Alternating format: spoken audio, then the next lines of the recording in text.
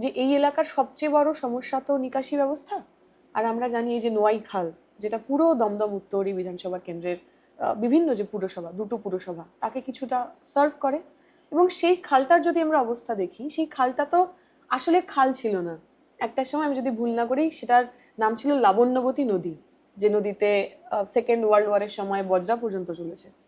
সেই নদীটা সংস্কারের অভাবে এখন প্রায় হাইড্রেনে পরিণত হয়েছে। এবং ওর আশেপাশে যেখানে মানুষ বসবাস করেন, সেটা একেবারে বসবাসের অযোগ্য। তার মশা মাছি, দুর্গন্ধা, আবর্জনা ইত্যাদি।